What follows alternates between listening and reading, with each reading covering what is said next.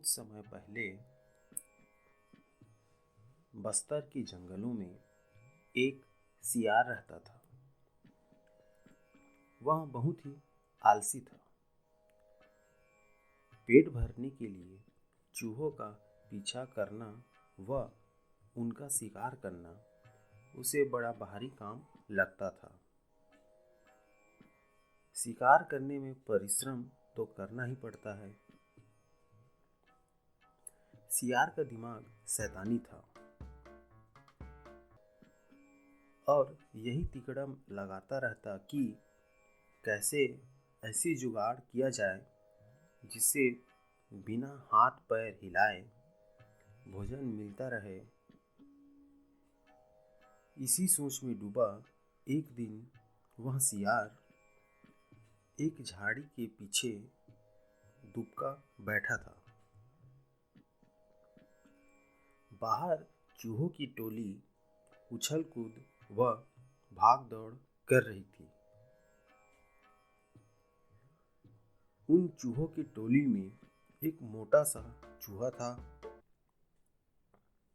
जिसे दूसरे चूहे सरदार सिंह कहकर बुलाया करते थे तथा उसका आदेश माना करते थे। सियार उन्हें देख रहा था और उसके मुंह से लार टपक रही थी। तब सियार के दिमाग में एक तरकीब आई। जब चूहे वहां से चले गए तो सियार उनका पीछा किया। कुछ ही दूर उन चूहों का बिल था। सियार उस चूहों के बिल को देखकर वापस लौट आया। दूसरे दिन प्रातः ही वह उन चूहों के बिल के पास जाकर एक टांग पर खड़ा हो गया। सियार का मुंह उगते हुए सूरज की ओर था और उसकी आंखें बंद थी। जैसे ही चूहे बिल से निकले तो सियार के इस अनोखी मुद्रा में खड़े देखकर वे बहुत ही चकित हो गए। तभी एक चूहे ने सियार के थोड़ा निकट आकर पूछा,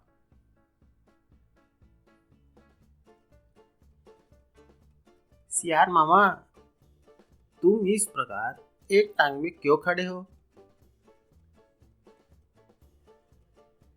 सियार आंख खोलकर बोला,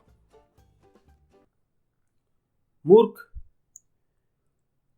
तूने मेरे बारे में कभी सुना नहीं क्या? मैं चारों टांगे नीचे टिका दूंगा तो धरती मेरा बोझ नहीं संभाल पाएगी। साथ ही तुम सब नष्ट हो जाओगे। तुम्हारे ही कल्याण के लिए मुझे एक टांग पर खड़े रहना पड़ता है। तभी चूहों में खुसर फुसर हुई और सभी सियार के निकट आकर खड़े हो गए। चूहों के सरदार ने कहा, हे महान सियार, हमें अपने बारे में कुछ बताइए। सियार ने ढोंग रचा। सियार बोला, मैंने सैकड़ों वर्ष हिमालय पर्वत पर एक टांग पर खड़े होकर तपस्या की है। तभी भगवान ने प्रकट होकर कहा, मेरे तप से मेरा भार इतना हो गया है कि मैं अपने चारों पैर धरती पर रखूं तो धरती गिरती हुई ब्रह्मांड को फोड़कर दूसरी ओर निकल जाएगी। धरती मेरे ही कृपा पर टिकी है। तब से मैं एक टांग पर ही खड़ा हूँ और मैं नहीं चाहता कि मेरे कारण किसी दूसरे जीव को कष्ट हो।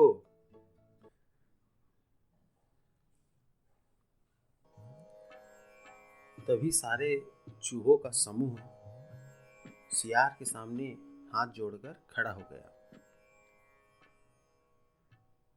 तभी एक चूहे ने पूछा, तपस्वी मामा, आपने अपना मुंह सूरज की ओर क्यों रखा है? सियार बोला, मूर्ख, मेरा मुंह सूर्य की पूजा करने के लिए उस तरफ, उस दिशा में है। तो आपका मुंह क्यों खुला है? हवा खाने के लिए। सियार बोला, मैं केवल हवा खाकर जिंदा रहता हूँ, मुझे खाना खाने की जरूरत नहीं पड़ती। मेरे तप के शक्ति के कारण हवा को ही पेट में कई प्रकार के पकवान में बदल देता है। सियार के बात को सुनकर चूहों पर जबरदस्त प्रभाव पड़ा और सभी चूहे तपस्वी सियार के भक्त बन गए। सियार एक टांग पर खड़ा रहा और चूहे उसके चारों ओर ढोलक चिमटे लेकर उसका भजन गाते रहे। शाम हुई। भजन कीर्तन समाप्त होने के बाद चूहों की टोलियां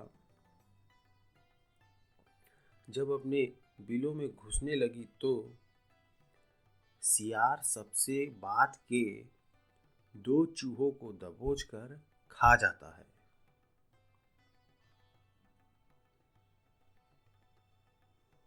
फिर रात भर आराम करता, सोता और डकारे लेता।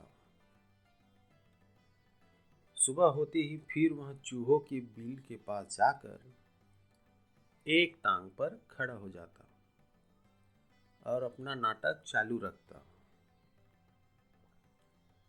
धीरे धीरे चूहों की संख्या कम होने लगी। चूहों के सरदार सिंह को कुछ शंका होने लगी। तभी सरदार सिंह ने सियार से पूछा, हे महात्मा सियार, मेरी टोली के चूहे कम होते जा रहे हैं, ऐसा क्यों? सियार बोला, यह तो होना ही था। जो सच्चे मन से मेरी भक्ति करेगा वह सशरीर बैकुंठ जाएगा। बहुत से चूहे इसी भक्ति का फल पा रहे हैं।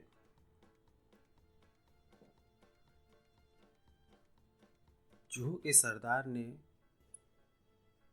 देखा कि सियार मोटा हो गया है और सोचा, कहीं सियार का पेट ही तो वह बैकुंठ लोग नहीं है जहां चूहे जा रहे हैं।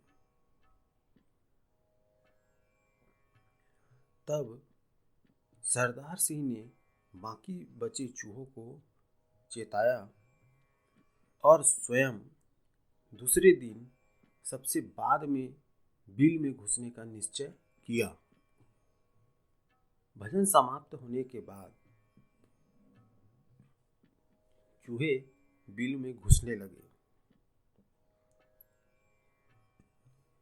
सियार सबसे अंत के चूहे को दबोचना चाहा, पर चूहों का सरदार सबसे बाद में था और वो पहले ही चौकन्ना था। वह दाव मारकर सियार के पंजे से बच गया और सरदार सिंह असलियत समझ गया और उछलकर सियार के गर्दन पर चढ़ गया। और बाकी चूहों को हमला करने के लिए कहा। सभी चूहे अपने दांत को सियार के गर्दन पर गाड़ दिए और देखते ही देखते तपस्वी सियार कंकाल सियार बन गया और केवल उसकी हड्डियों का पिंजर बच गया।